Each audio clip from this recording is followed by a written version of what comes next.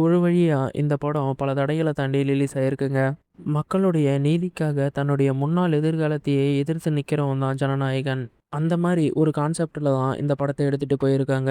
So இந்த படத்தோட ஸ்டார்ட்டிங்லயே மதுரையோட ஹெட் ஜெயில தான் காமிக்கிறாங்க. அந்த ஜெயில்ல பார்த்தீங்கன்னா, ஒரு 20 ரவுடிங்க கிட்ட உள்ள போறாங்க. அது என்னாச்சுன்னு பார்த்தீங்கன்னா, ரொம்பவே ஸ்லோ மோஷன்ல காமிக்கிறாங்க. ஒரு 20 ரவுடிங்க உள்ள போனதும், இந்த ஜெயிலோட வார்டனு "இன்னைக்கு போச்சு, பெரிய விஷயம் நடக்கப் போகுது, பெரிய சண்ட தான் ஆகப்போகுது" அப்படின்ற மாரி யோசிக்க, அதுக்கு அந்த ஜெயிலுக்குள்ள இருந்த ஒரு ஆளு என்ன சொல்றான்னு பார்த்தீங்கன்னா, அவங்க 15 ரவுடிங்க எதுக்கு வந்திருக்காங்கன்னு பார்த்தீங்கன்னா, இந்த மாரி ஜெயிலுக்குள்ள ஒரு முக்கியமான தொழிலதிபர் ஒருத்தன் இருக்கான். அவன போடுறதுக்கு தான் இந்த 20 ரவுடிங்க கிட்ட வந்திருக்காங்க. அப்படின்னு அந்த ஆளு அந்த ஜெயிலரோட வார்டனுகிட்ட சொல்லவும், இத கேட்ட அந்த வார்டனும், "ஐயய்யோ! பெரிய பிரச்சனை நடக்க போதா? தொழிலதிபர போடப் போறாங்களா?" அப்படின்ற மாரி யோசிக்க, அப்பதான் ஜெயிலுக்குள்ள போன அந்த ரவுடிங்க எல்லாருமே பறக்குறாங்க. இப்ப எதனாலன்னு பார்த்தீங்கன்னா, அந்த ஜெயிலுக்குள்ள நம்ம தளபதி இருக்காரு. ஸோ அந்த தொழிலதிபர நான் காப்பாத்துறேன்னு சொல்லிட்டு முன்னாடி வந்து அந்த எல்லா ரவுடிங்களையும் ஒட்டுமொத்தமா அடிச்சு போடுறாரு. அப்பதான் நம்ம தளபதி என்ட்ரியும் குடுக்குறாரு. அப்பதான் அந்த ஜெயிலுக்குள்ள இருக்க வார்டனுக்கு ஒரு சந்தேகம். யார் இவன்? ஒரு தொழிலதிபருக்கு பிரச்சனைன்னும் போதுல துணிச்சலா உள்ள வந்து களமிறங்கி எத்தன பேத்தையும் அடிக்க ஆரம்பிக்கிறான் அப்படின்னு சொல்லிட்டு, தளபதி பத்தின மொத்த கேஸ் டீட்டெயில்ஸையும் விசாரிக்க ஆரம்பிக்கிறான். விசாரிக்க ஆரம்பிக்கும்போது தான் தெரிய வருது, இது பின்னாடி ஒரு பெரிய சாம்ராஜ்யமே இருக்குன்னு. அதாவது அந்த கேஸ் ஃபைல ஓப்பன் பண்ணி பார்த்ததும், தளபதி பத்தின முழு டீட்டெயில்ஸ் கிடைக்குது. அதாவது தளபதியோடைய இந்த படத்துல தளபதியோட பேரே என்னன்னு பார்த்தீங்கன்னா, வெற்றி கொண்டான். அதாவது தளபதி வெற்றி கொண்டான் அப்படின்ற மாரி தான் இருக்கு. இதிலேயே பார்த்தீங்கன்னா, நம்ம கட்சியோட பேரும் வந்துட்டுருக்கும். டிவிகே அப்படின்னு சொல்லிட்டு. தளபதிக்கு என்ன பிரச்சனை? எதனால ஜெயில்ல இருக்காருன்னு பார்த்தீங்கன்னா, அவருடைய தாயால தான் அவரு ஜெயில்லே இருக்காரு. அதாவது தன்னுடைய அம்மாவால தான் அவரு ஜெயில்ல இருக்காரு. அப்படி என்ன பிரச்சனைன்றத நம்ம கடைசியா தான் பார்க்க முடியும். இப்ப பார்த்தீங்கன்னா, நம்ம தளபதி ஜெயிலுக்குள்ள தான் இருக்காரு. நம்ப தொழிலதிபர காப்பாத்துனால அந்த ஜெயிலோட ஜெயிலர் இருக்கார்ல, அதாவது வார்டன, அவர் என்ன பண்றாருன்னு பார்த்தீங்கன்னா, "என்னப்பா உனக்கு பிரச்சனை?" அப்படின்ற மாரி கேட்க, "என்னுடைய அம்மா வந்து உடல்நிலை சரியில்லாம இருக்காங்க. அவங்கள போய் நான் பார்க்கணும்." அப்படின்ற மாரி சொல்றாரு. இதனாலேயே அந்த ஜெயிலரும் என்ன பண்றாருன்னு பார்த்தீங்கன்னா, ஒரு 2 நாள் ஜாமீன் மட்டும், அதாவது பரோல்ல போயிட்டு தன்னுடைய அம்மாவ பார்த்துட்டு வர மாரி ஒரு வழி பண்ணி குடுக்குறாரு. அதனால தளபதியும் என்ன பண்றாருன்னு பார்த்தீங்கன்னா, தன்னுடைய அம்மாவ போய் பார்க்கலான்னு போறாரு. அப்போ பார்த்தீங்கன்னா, தன்னுடைய பெத்த தாயும் அந்த இடத்திலேயே உயிரை விட்டுர்றாங்க. இத பார்த்த தளபதியும் ரொம்பவே கண் கலங்கிடுறாங்க. திரும்பி ஜெயிலுக்கு வந்த தளபதி, அந்த ஜெயிலருடைய வார்டன் இருக்காரு இல்லையா ஜெயிலரு, அவருடைய பொண்ணு இருக்காங்க. சின்ன பொண்ணு என்ன சொல்றாங்கன்னா, தளபதிய பார்த்து, "நீ ஒண்ணும் கவலைப்படாத. உங்க அம்மா ஒண்ணும் உன்ன விட்டு போகல. நான் இருக்கேன்." அப்படின்ற மாரி சொல்றாங்க. ஆனா ஜெயிலருடைய பொண்ணு இருக்காரு இல்லையா, அவங்களுக்கு என்ன ஆசைன்னு பார்த்தீங்கன்னா, அவங்க மனைவிக்கு, "என்னுடைய பொண்ண எப்படியாவது மிலிட்டரில, அதாவது இந்தியன் ஆர்மில சேர்க்கணும்." அப்படின்றது தான் தன்னுடைய அந்த ஜெயிலர் வார்டன் இருக்கான் இல்லையா, அவங்களுடைய மனைவியோட விருப்பம். தன்னுடைய பொண்ணாகணும்னு. இதனாலேயே விஜய் என்ன பண்றாருன்னு பார்த்தீங்கன்னா, அந்த சின்ன பொண்ணு மேல ஒரு அன்பாவே இருக்காரு. இதே நினைச்சிட்டு இருந்த தளபதி திடீர்னு பார்த்தீங்கன்னா, சுதந்திர தினம் வருது. அப்போ பார்த்தீங்கன்னா, ஜெயில்ல இருக்க சிறை கைதிகள ஒழுக்கமா இருப்பாங்க இல்லையா, அந்த சிறை கைதிகள மட்டும் விடுதலை பண்ணுவாங்க சுதந்திர தினத்து அன்னைக்கு. லிஸ்ட்ல நம்ம தளபதி பேர் இருக்கும். இதனாலேயே தளபதி ரிலீஸ் ஆகுறாரு. வெளிய வந்த தளபதியும் என்ன பண்ணாருன்னு பார்த்தீங்கன்னா, அந்த ஜெயிலருடைய வார்டன் இருக்கார் இல்லையா, அவரு தானே நம்மள ரிலீஸ் பண்ணாரு. ரிலீஸ் பண்றதுக்கு ரொம்ப உதவியா இருந்தாரு. அதனால அவரோட போய் பார்க்குறாரு. அவர பார்க்கும்போது அவங்க சின்ன பொண்ணும் இருக்கு. அதாவது விஜய்க்கு அந்த பொண்ணு மேல ரொம்ப அன்பு இல்ல. அந்த பொண்ணும் இருக்கு அங்க. அப்பதான் அந்த ஜெயிலர் என்ன சொல்றாருன்னு பார்த்தீங்கன்னா, "நான் இந்த மாரி கமிஷனர் ஆஃபீஸ் வரைக்கும் போயிட்டு வரேன். எனக்கு கொஞ்சம் வேலை இருக்கு." அப்படின்ற மாரி சொல்ல, அந்த பொண்ணு வீட்ல தனியா இருக்கு. அந்த குழந்தை. இதனாலேயே தளபதி என்னமோ, "நான் பார்த்துக்கிறேன் உங்க பொண்ண." அப்படின்ற மாரி சொல்ல, அப்பதான் பார்த்தீங்கன்னா, கமிஷனர் ஆஃபீஸ்க்கு போன அந்த ஜெயிலரும் ஒரு பெரிய ஆக்சிடென்ட்ல இறந்துடுறாரு. இத கேள்விப்பட்ட தளபதியும், "இனிமே இந்த பொண்ண நம்ம தான்டா வளர்க்கணும்." அப்படி சொல்லிட்டு வளர்க்க ஆரம்பிக்கிறாரு. அந்த பொண்ணு வளர வளர இவ பெரிய ஆள் ஆனாலும், இவ தற்காப்பு கலைக்காவது, அதாவது ஆல்ரெடி அந்த பொண்ணு வந்து ஆர்மில சேரணும் அப்படின்னு சொல்லிட்டு அவங்க அம்மாவுடைய ஆசை. இதனாலேயே தளபதி அத யோசிச்சு என்ன பண்றாருன்னு பார்த்தீங்கன்னா, இந்த பொண்ண எப்படியாவது ஆர்மிக்கு ட்ரெயின் பண்ணி, ஆர்மிக்கு நம்ம செலக்ட் பண்ணி இந்தியன் ஆர்மில கூட்டு போய் விடணும் அப்படின்ட்டு தளபதியும் முடிவு பண்ணிட்டாரு. இதனாலேயே அவரு அந்த பொண்ணு வளர வளர கடுமையா ட்ரைனிங்லாம் குடுக்குறாரு. அந்த பொண்ணும் வளர்ந்துடுறாங்க ஒரு கட்டத்தில. ஓகேவா? அதனாலேயே என்ன ஆகுதுன்னு பார்த்தீங்கன்னா, படிக்க ஆரம்பிச்சுட்டாங்க. ட்ரைனிங் பண்ண சொன்னா கூட நம்ப எ ம் குழந்தை மாரி இந்த பொண்ணு வளர்ந்துடுச்சு இல்லையா? இப்போலாம் சொல் பேச்சே கேட்கறது கிடையாது. அதனாலேயே அவங்க வந்து பண்றது கிடையாது. இதனாலேயே தளபதி டென்ஷன் அப்பப்போ டென்ஷன் ஆவாரு. இதனாலே இருந்தாலும் தன்னுடைய பொண்ண எப்படியாவது ஆர்மில சேக்கணுன்றதுக்காக பயிற்சி பயங்கரமா குடுத்துருப்பாரு. அவங்களும் பண்ணவும் ஆரம்பிச்சர்றாங்க. இவங்களோட லைஃப் இந்த மாரி போயிட்டுருக்கு. நம்ம தளபதியோட லைஃப்.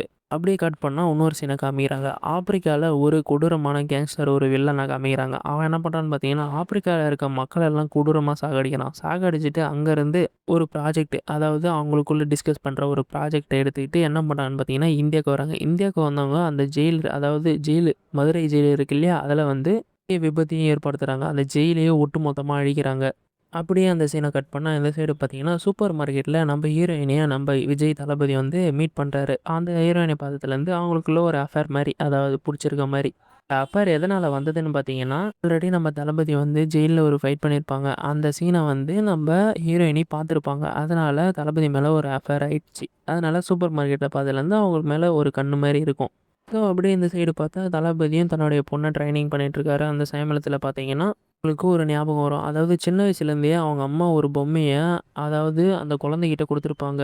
வந்து அந்த பொம்மைய பார்த்தாலே அப்படியே அவங்களுக்கு ஒரு மாதிரி ஆயிடும். உடம்பு கை கால்லாம் இழுக்கிற மாரி ஒரு ஃபீல் ஆயிடும். இதனாலேயே அந்த பொம்மைய பார்த்த அவங்களும் ஒரு மாதிரி உடம்பு எல்லாமே ஃபிக்ஸிங் வந்த மாரி ஆயிடுது. இத பார்த்த தளபதி, "என்னடா அந்த பொம்மையில இருக்க?" அப்படின்னு சொல்லிட்டு தன்னுடைய பொண்ண ஹாஸ்பிட்டல்ல சேர்த்துட்டு, பொம்மையையும் தேடி அந்த வீட்டுக்குள்ள, அதாவது எப்படின்னா, அந்த ஜெயிலர் சாகறதுக்கு முன்னாடி, அதாவது இறந்துட்டார் இல்லையா அந்த ஜெயிலர், அந்த ஜெயிலர் வந்து சொல்லியிருப்பாரு. இந்த மாரி என்னோட மனைவி ரூம் இருக்கு. அத மட்டும் தொறக்காதீங்க அப்படின்ற மாரி. அந்த ரூம தொறந்து அந்த பொம்மையும் தேடி கண்டுபிடிக்கிறாரு. அந்த பொம்மைய தேடி கண்டுபிடிச்சு என்ன பண்றாருன்னு பார்த்தீங்கன்னா, அந்த பொம்மைக்குள்ள பார்த்தா ஒரு விஷயம் தெரியுது. இதுக்கு முன்னாடி அந்த கேங்ஸ்டர் பல கப்பல்கள அழிச்சிருப்பான். அதுலேருந்து கப்பல்களா வந்து விழுந்தது தான் இந்த பொம்மை. இந்த மாரி இப்போ நெறைய பொருட்கள் இந்தியால கடற்கரை ஓரமா ஒதுங்குறத பார்த்த சயின்டிஸ்ட் எல்லாருமே அத எடுத்து ஆராய்ச்சி பண்ண ஆரம்பிச்சுக்கிறாங்க. இத பார்த்த தளபதியும் இது என்னன்னு நம்ம முழுசா விசாரிச்சு ஆகணும்னு சொல்லிட்டு, அந்த ஆராய்ச்சில முழுமையா இறங்க ஆரம்பிக்கிறாரு அப்போலேருந்து தான். அந்த பொம்மைய பார்த்த தளபதியும், இப்ப இத எல்லாத்தையுமே பண்ணது யாருன்னா, அந்த கேங்ஸ்டர் தான். அதாவது இதுக்கு முன்னாடி நீங்க பார்த்துருப்பீங்க. இவ்ளோ விஷயங்கள் நடக்குதா? இதுல நம்ம முழுமையா ஆராய்ச்சி பண்ணி தீவிரமா இறங்கணும் அப்டி சொல்லிட்டு முடிவு பண்றாரு. முடிவு பண்ணிட்டு என்ன பண்றாருன்னு பார்த்தீங்கன்னா, பத்தி ஒண்ணொண்ணா விசாரிக்க ஆரம்பிக்கிறாரு. அதாவது கப்பல்கள்ல 50,000க்கு மேற்பட்ட வெடிகுண்டுகள், 50,00,000க்கு மேல துப்பாக்கிகள் இந்த மாரி ஏற்றுமதிலாம் பண்ணிட்டு வந்திருக்காங்க. ஆல்ரெடி இந்தியால நெறைய குண்டு வெடிப்புகளும், போராட்டங்களும் நடந்துட்டு இருக்கு. இதுல இது வேறையா? அப்டின்ற மாரி போயிட்டுருக்கு. ஸோ, தளபதியும் இத இப்படியே விட்டா இந்தியாவே அழிஞ்சிரும். நம்ம இத முழுமையா எப்படியாவது ஆராய்ச்சி பண்ணி ஆகணும். இந்த கேஸ நம்ம எடுத்து உள்ள பூந்து எதனா பண்ணி ஆகணும் அப்படின்ற மாரி யோசிக்கிறாரு.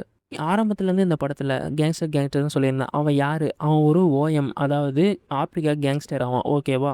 அவன் என்ன பண்றான்னு பார்த்தீங்கன்னா, பல பல வெடிமருந்துகளும், பல துப்பாக்கிகளும் இந்த மாரி நெறைய ஆபத்தான பொருட்கள தான் அவன் வந்து யூஸ் பண்ணிட்டுருக்கான். அதாவது எப்படின்னு சொல்லதுன்னா, ஒரு நாட்ட அழிக்கணும்னா அவன தான் கூப்பிடுவாங்க. அதனால தான் அவன எல்லாருமே ஓஎம்ன்னு கூப்பிடுறாங்க. இத தெரிஞ்சுக்கிட்ட தளபதியும் என்ன பண்ணாருன்னு பார்த்தீங்கன்னா, ரோஜான்னு சொல்லப்படுற ஒரு அவன்ட்ட போய் கேட்குறாரு. ஓஎம் யாரு? யார் இவன்? எதுக்காக இங்க இந்தியாவுக்கு வந்திருக்கான்? என்ன நடக்கப் போகுது? அப்படின்ற மாரி கேட்குறாங்க. இத தெரிஞ்சுக்கிட்ட ரோஜாவும் என்ன சொல்றான்னு பார்த்தீங்கன்னா, ஆல்ரெடி ரோஜாக்கு வந்து எல்லாமே தெரியும் அந்த ஓஎம் கேங்ஸ்டர பத்தி. நம்ம எதுவும் சொல்லக்கூடாது அப்படின்ற மாரி அவ வந்து மறைக்கிறா. இப்ப சொல்லணும்னா நம்ம தளபதியும் அடிக்க ஆரம்பிச்சுட்டாரு. அதனாலயே அவ பயந்துகிட்டு சொல்ல ஆரம்பிக்கிறா. இந்த ஓஎம் வந்து ஆல்ரெடி ஆப்பிரிக்கால ஒரு பெரிய கேங்ஸ்டர். ஆப்பிரிக்கா அந்த நாட்டையே அழிச்சான். அவன் தான் அழிச்சான் முக்காவாசி. ஓகேவா? அப்படின்ற மாரி நம்ம தளபதிட்ட அவன பத்தின கேங்ஸ்டர பத்தின மொத்த டீட்டெயிலும் எக்ஸ்பிளைன் பண்ணிட்டு இருக்காங்க.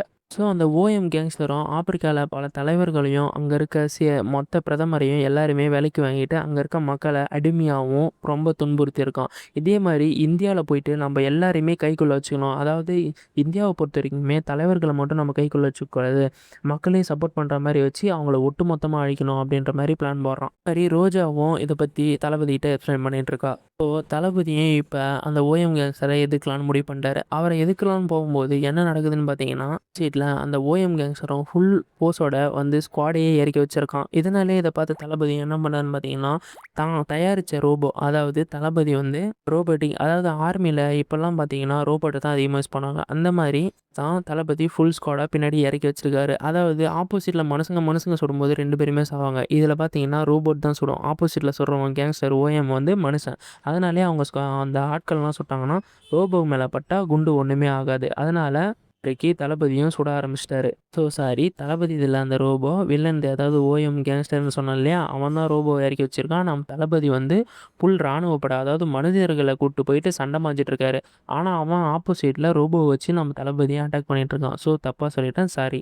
தளபதியும் ஃபுல் ஃபோர்ஸோட ஸ்குவாட இறக்கி சண்டை போட பார்க்குறாரு. அப்பயும் ரோபோட்டால ஒண்ணும் பண்ண முடியல. நம்ம தளபதிட்ட இருக்க மனுஷங்க தான் இறந்து போறாங்க. ஸோ, இப்ப தளபதிக்கு வேற வழியே இல்ல. எப்படியாவது அந்த ஓஎம் கேங்ஸ்டர அழிச்சாகணும். அதனால தளபதியே உள்ள இறங்கி சண்டை போடுறாரு. அதாவது தலைவன எதிர்த்தா கூட இருக்க மொத்த ஸ்குவாட், அதாவது ரோபோட்லாம் நின்றுவாங்க. நம்ம அவன் கழுத்த புடிக்கணும். எப்படி? சொல்லிட்டு யோசிச்சுட்டு ஒரேடியா ஓஎம் கேங்ஸ்டர போயிட்டு லாக் பண்றாரு. அப்படியே அந்த ரோபோட்லாம் அந்த ஓஎம் கேங்ஸ்டர் சைலண்ட் பண்ணுறான். சைலண்ட் பண்ணிட்டு 2 பேருமே சண்டை பாய ஆரம்பிக்கிறாங்க. பயங்கரமான ஃபைட் நடக்குது தளபதிக்கும் அந்த ஓஎம் கேங்ஸ்டருக்கும். இப்போ தளபதி எவ்வளோ தான் போஸ்ட் பண்ணி ஃபைட் பண்ணாலும் அந்த ஓஎம் கேங்ஸ்டருக்கு ஒன்றுமே ஆகலை. ரொம்பவே பயங்கரமான ஃபைட் போயிட்டுருக்கு கடைசி டைமில். அந்த ஓஎம் கேங்ஸ்டரை அழிச்சா மட்டும்தான் நம்ம தளபதியால் இந்திய நாட்டையே காப்பாற்ற முடியும். அதாவது எப்படி சொல்றதுன்னா, இந்திய நாட்டுல வர கண்ணி வெடிகள் மட்டும் இல்ல. அதாவது துப்பாக்கிகள் இந்த மாரி நெறைய வந்துட்டுருக்கு. ஓஎம் கேங்ஸ்டர்ட்ட ரோபோட்டிக் திறமையும் இருக்கு. அதாவது நெறைய ரோபோட்கள இறக்கி இந்தியாவையும் அழிக்க ஆரம்பிச்சுரும். இதனாலே என்ன ஆகுதுன்னு பார்த்தீங்கன்னா, தளபதி மைண்டுக்குள்ள இவன எப்படியாவது அழிச்சாகணும்டா அப்படி சொல்லிட்டு கடைசியா ஒரு வழியா ஃபைட்ல இப்ப எல்லா சினிமாலயும் நடக்கிற மாரி தான். அதாவது வில்லன் இறந்துடுறான். அப்படியே நம்ம தளபதியும் அந்த இடத்துல இப்ப ஒட்டுமொத்த இந்திய மக்களையும் நம்ம தளபதி காப்பாத்துன மாரி தான். இப்போ இந்த பக்கம் நம்ம தளபதியும் வில்லன அழிக்க, அந்த சைடு பார்த்தீங்கன்னா, சுத்தி இருந்த கேங்ஸ்டர்ஸ் எல்லாரையுமே தளபதி ட்ரெயின் பண்ணிட்டு இருந்தார் இல்லையா ஆர்மிக்கு அந்த பொண்ண இருந்த கேங்ஸ்டர் எல்லாத்தையுமே புரட்டி போட்டு அடிக்குது. அப்பதான் நம்ம தளபதிக்கு ஒரு ஞாபகம் வருது. நம்ம இவள ட்ரெயின் பண்ணோம். இவ சுத்தமா அத பண்ணல. இப்ப பார்த்தீங்கன்னா, போஸ்ட் பண்ணி எதிர்த்து வந்தாலும் அவங்கள எதிர்த்து ஃபைட் பண்றா இல்லையா, அந்த திறமையே போதும் அப்படின்ற மாரி அவரு ரொம்பவே படுறாரு. ஸோ, அப்படியே இந்த படத்தையும் முடிக்கிறாங்க. கடைசி வரைக்கும் தான் நெனச்ச மாரி அந்த பொண்ணு ஆர்மிக்கும் போகல. ஒருத்தவங்க அட்டாக் பண்ணி வந்தா எதிரிங்கள எப்படி தாங்கணுன்றது அந்த பொண்ணுக்கு நல்லாவே தெரியும். ஸோ, அதுவே போதுன்ட்டு இந்த படத்த அதோட முடிக்கிறாங்க. இந்த படத்துல அந்த அளவுக்கு ஒண்ணும் பெருசா இல்லையே. எதனால இந்த படத்த நம்ம ரிலீஸ் பண்ணாம வச்சிருந்தாங்கன்னு கேட்டீங்கன்னா, எதுக்காக திடீர்னு நம்ம தளபதி ஜெயிச்சுட்டு சிஎம் ஆனார்ல, அது மாரி சிஎம் ஆகக்கூடாது அப்படின்றதுக்காக தான் இந்த படத்த நிறுத்தி வச்சிருந்தானுங்க. ஆனா, அவர் என்ன பண்ணாரு, பல தடைகள உடைச்சு இப்ப சிஎம்மாவும் ஆயிட்டாரு. ஸோ, இந்த மூவி ரிவ்யூ உங்களுக்கு புடிச்சிருந்தா மறக்காம நம்ம சேனல சப்ஸ்கிரைப் பண்ணிவிடுங்க. நெக்ஸ்ட் வீடியோட உங்கள நான் சந்திக்கிறேன்.